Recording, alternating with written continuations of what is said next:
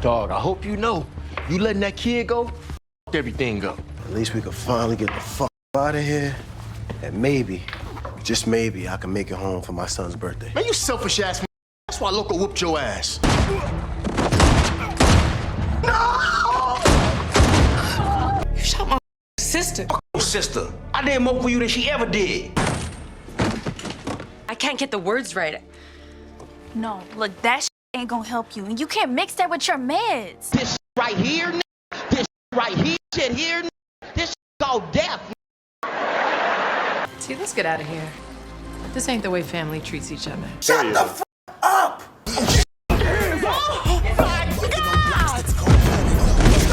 I can get y'all sentences reduced. Maybe even make grannies disappear.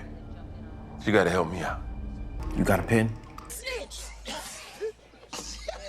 I know ain't no snitch. When y'all ever heard me snitching around here? Today? About to get killed in this life. Lucille. Ain't no way you out here stealing money from your unborn grandchild, bruh. Ain't no way you out here robbing your unborn grandchild, bruh. First, you put a credit card in Nicole's name and maxed that out and messed up her credit. And now you done stole some money from your unborn grandchild and your daughter? Nah, bruh, nah. Lucille is wrong. Lucille is dead ass wrong for the way she been treating Nicole, bruh. She ain't have to do Nicole like that and take her money. Like, she shouldn't even be stealing Nicole's money in the first place. But damn, if you is go take her money, at least leave her half of the money. Like, Lucille ain't leave shit for Nicole and her unborn grandchild, bruh. She ain't leave them nothing. And at this point, I know this show is loosely based off of true events, but Lucille could go, bruh. Lucille could go. She's starting to get on my goddamn nerves. She out here stressing my boy Charles out to the point where he don't want to live no more. She out here stealing money from her unborn grandchild. Like, Lucille could go, bro. Lucille could go. Lucille is starting to become a hypocrite. And at this point, I'm getting tired of her character. I'm getting tired of her, bro. I'm getting real tired of Lucille and her antics because she be pissing me off each and every week. I might be sounding harsh, but Lucille could go. Lucille could go, goddammit. I'm just being honest with y'all. But what's up with it, YouTube? What's good with y'all? What's the deal with everybody? I go by the name of DC, and in today's video, I'm going to be talking about BMF Season 4, Episode 7, and recap this episode for y'all and break down Episode 7 and let y'all know how I felt about the episode, as well as what I disliked about the episode. But before I get into that, as usual, if you're coming across my channel for the first time, and you like BMF content like me, tap in and hit the post bell notification button to support the channel and to get updated on all BMF content I post on my channel. Hit the like button to help the video get recommended across the algorithm, and leave your thoughts and comments down below in the comment section, and y'all let me know how y'all felt about the episode and y'all thoughts about Episode 7. Overall, it was a solid episode. It really wasn't that much stuff going on in this episode, to be honest. I mean, we did see Jay Pusha get smoked in this episode, as well as your boy Laz getting arrested in this episode, but it really wasn't that much stuff going on in this episode. Like, the episode was good, but it also could have been better. It could have been a little bit better. But I'm gonna hop into this recap and break down this episode for y'all because we got some stuff to talk about today, and I got a bone to pick with a certain character on this show, aka Mama Lucille.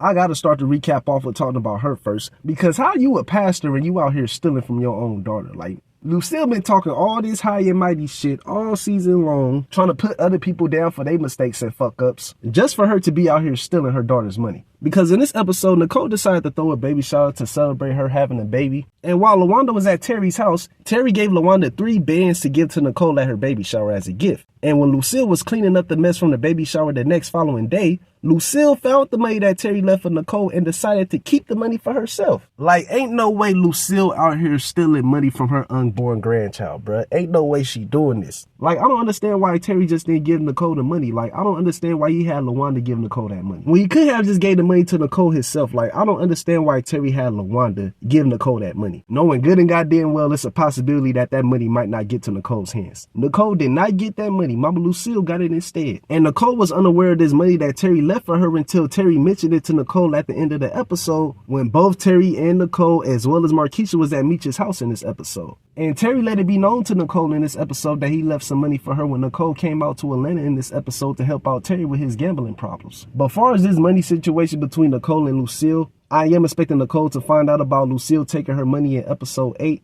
based off the episode 8 trailer. And I can't wait to see this interaction take place between Lucille and Nicole in episode 8. I can't wait to see this. I'm pretty sure Lucille is going to come up with some BS excuse for the reason why she took Nicole's money, but at the end of the day, she should have never took Nicole's money regardless. And like I said earlier in the video, Terry should have gave Nicole the money instead of giving the money to LaWanda to give to Nicole. All this could have been avoided if Terry would have just gave Nicole the money himself. All this could have been avoided. Now, moving on to Jay Pusha in the St. Louis storyline. We saw Jay Pusha get smoked by his own brother and taken out by him to stop him from killing Kenya, as well as ending this war out in St. Louis between Jay Pusha and the Moors. Because in this episode, Meech continued to try to intervene and stop this war between Pusha and the Moors because of what Pusha did in episode 6 by taking out Sheik Mooney Bey. And the Moors wasn't trying to stand down and let Sheik's death go unanswered. And they also felt like Meech had something to do with Sheik's death, which is something that Meech found out from Kenya's sister in this episode when Kenya and Meech met up with Kenya's sister. And right after this conversation that Meech and Kenya had with Kenya's sister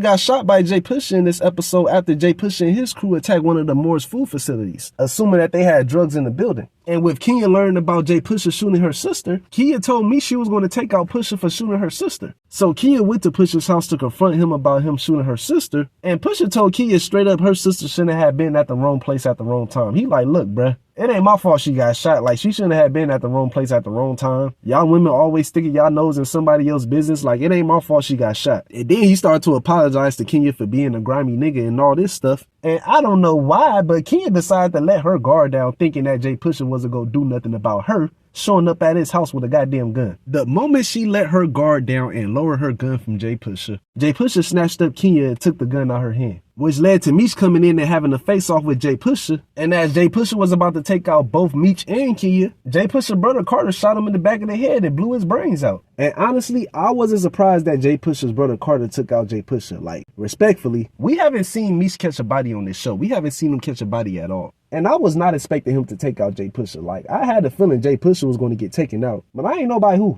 I thought Sterling or the PA boards or Loco or somebody from the Moors could have took him out. Like, I was not expecting Meech to take out Jay Pusha in this episode, bruh. I was not expecting that to happen. But either way it go, Jay Pusha still got smoked, regardless if Meech was the one that took him out or not. And with Jay Pusha getting popped, the beef between the Moors and Jay Pusha's crew has officially been squashed, and Kenya will now be taking over Jay Pusha's spot and running the BMF organization that's out in St. Louis. Now, moving on to Laz and Bryant. In this episode, we saw your boy Laz get arrested by Detective Bryant, as well as agreeing to work with Detective Bryant to help him lock up Meech. Because in this episode, Detective Bryant was camping outside of Laz's grandma's house, and while he was camping outside of his grandma's house, he saw Laz leaving his grandma's house and came to the conclusion that Laz is using his grandma's house as a stash house. So Bryant went to the Red Dog unit in this episode and told them that he was watching a BMF stash house and wanted to see if they could help him out with getting a warrant to search Laz's grandma's house. And Bryant was able to get that search warrant in this episode, and when he got that search warrant, him and the Red Dog unit raided Laz's grandma's house and arrested Laz, as well as finding a couple of bricks up in Laz's grandma's house. So while Bryant was questioning Laz, Bryant told Laz he was going to give him 20 years and lock him up and his granny up if he doesn't snitch on Meech. And with no hesitation whatsoever, the nigga Laz picked up a goddamn pen and started writing down notes and shit snitching on Meech. And with him now being the snitch and working with Detective Bryant, I definitely believe he's about to get packed up in these next upcoming episodes of BMF, bruh. I definitely believe Laz is about to get turned into a pack.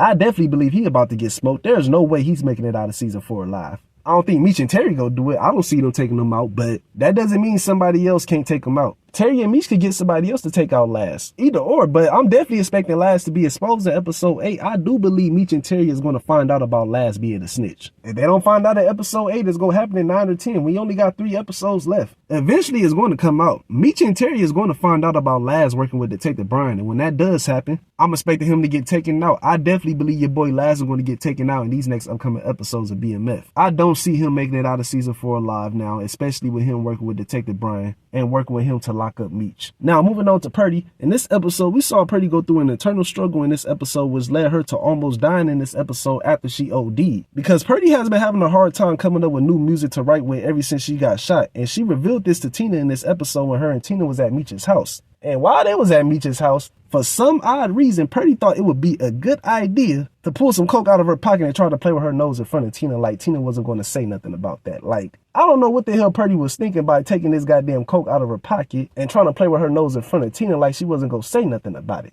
Like, Tina snatched that goddamn coke out of her hand so goddamn fast, it wasn't funny, bruh. Like, Pertie should have already known Tina was going to act like that. Like, I don't understand why Pertie was getting upset at Tina for snatching the coke out of her hand when she saw Pertie trying to play with her nose. Like, Tina was doing the right thing because she was trying to look out for Pertie throughout this episode and make sure she was good. That's all she was doing, but Pertie was insisting on playing with her nose in this episode. And her playing with her nose in this episode led her to overdosing in this episode, and almost losing her life. Because the next following day, Tina went to Meech's house to meet up with Pertie, and Tina found Pertie unresponsive in the studio. And Tina saved Pertie's life and called the ambulance before it was too late. And she took Pertie to rehab right after she got out the hospital. But Pertie didn't even stay in rehab that long. She was probably in rehab for a couple of hours. Because when Meech went to go visit Pertie at the rehab center, he found out that Pertie checked herself out. And as of now, nobody does not know where Pertie is at. Pertie is missing. But based off the episode 8 trailer, Meech is going to find Pertie. Him and Terry is going to be having a conversation with Pertie in this next upcoming episode of BMF. And I don't know what's next for this Pertie situation, but I just got a feeling that something bad is about to happen to her character. I don't see Pertie being around much longer. We know her former manager Trell is going to be popping back up in episode 8 based off of the episode 8 trailer. And it's looking like he about to be on the hunt for Pertie in episode 8. So I don't know what's next for Pertie's character, but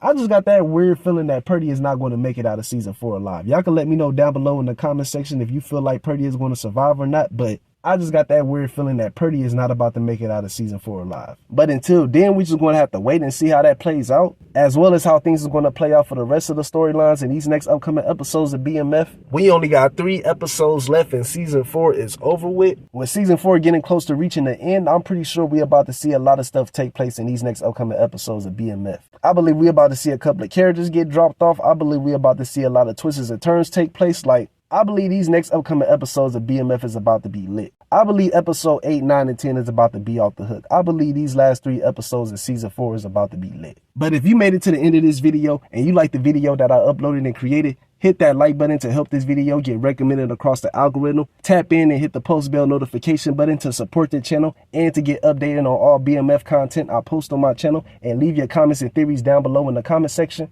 I'm going to get at y'all later. Much love to each and every last one of y'all that's out there supporting me and supporting the channel and rocking with the content I upload and create. I appreciate y'all. Y'all take care. Y'all be safe. And God bless. I'll see y'all later.